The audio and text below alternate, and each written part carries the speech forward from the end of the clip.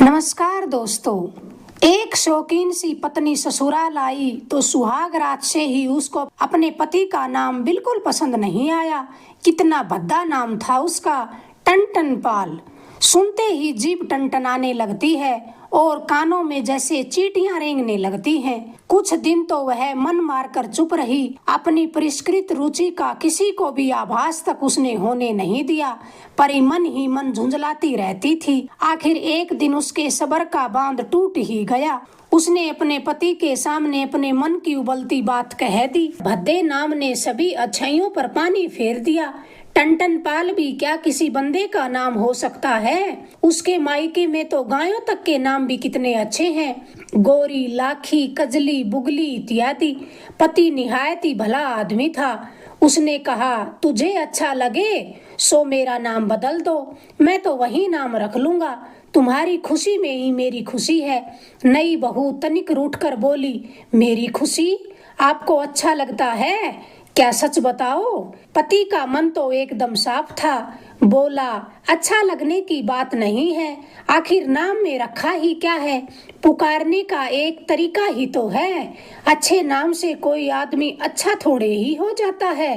दुल्हन बोली, फिर भी अच्छा नाम रखने में क्या बुराई है? मेरा बस चले तो मैं धरती सूरज चांद का नाम भी बदल दूं। पति ने मुस्कुराते हुए कहा, यदि ऐसी बात है तो पहले मेरा नाम बदल कर बताओ, जो कहोगी रख लूंगा। तड़के ही रवाना हो जाओ।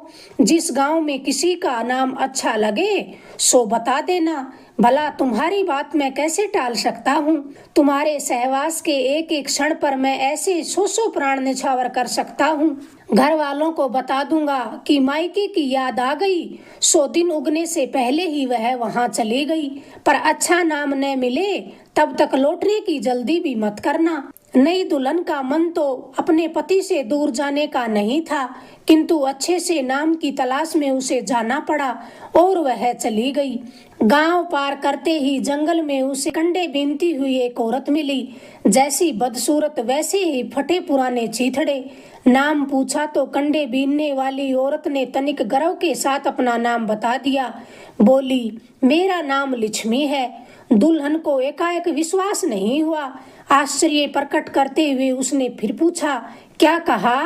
तुम्हारा नाम लक्ष्मी है? वह बोली, और नहीं तो क्या, गांव में किसी से पूछ लो, मेरे अलावा किसी का नाम लक्ष्मी नहीं है। दुल्हन ने मुंह बनाते हुए कहा, अच्छा।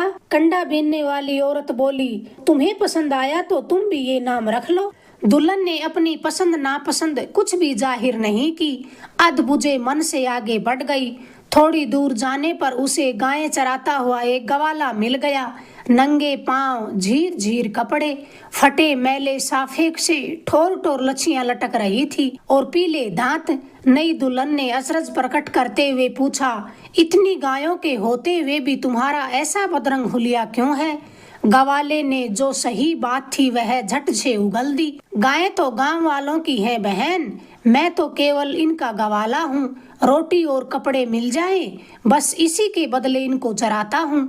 दुल्हन ने गवाले का नाम पूछा तो उसने अपना नाम धनपाल बता दिया। उसका नाम सुनते ही दुल्हन के कानों में जैसे पटाखा छूटा हो।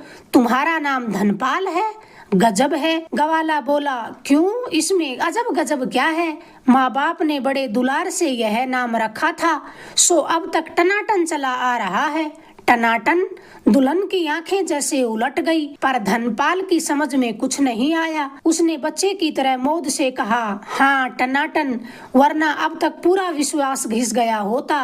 रोज न जाने कितने दांतों से निकलता है। दुल्हन का मन एकदम खट्टा हो गया, फिर भी वह डगमगाते पांव से अपनी रो में आगे बढ़ गई। अगली बस्ती के बीच पहुंचते ही उसे घर घर भीख मांगता हुआ एक अंधा दिखाई दे गया।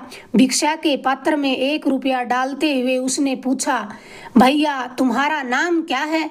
अंधे भिखारी ने मुंह उठाकर मुस्कुराते हुए कहा, नैन सुख। बहू की समस्त चेतना जैसे एक झपाटे में बुझ गई। आंखों के नाम पर पुतलियां तक नहीं थी। कीचड़ नुमा 2 गड्ढे, मन ही मन फुसफुसाई, इसका नाम भी नैन सुख? भिक्षा के पात्र में 1 और रुपया फेंक कर वह अपने ससुराल की ओर बेहताशा भागी, जैसे पागल सी हो गई हो। 2 घड़ी दिन रहते वह अपने पति के पास लौट आई। उसके गले में बाहें डालकर हाँफते हाँफते बोली, लक्ष्मी तो कंडे बीने और गायें चरावे धनपाल, नैन सुख जन्म से अंधा, सबसे बढ़िया मेरो टनाटन पाल। अब आगे कुछ भी पूछा तो तुझे मेरी आंखों की कसम है। पति कुछ बोले उससे पहले ही उसने अपने होठों से उसका मुंह बंद कर दिया। अगर आपको ये छोटा सा किस्सा पसंद आया, प्लीज चैनल को लाइक करें, शेयर करें, सब्सक्राइब करें। धन्यवाद दोस्त।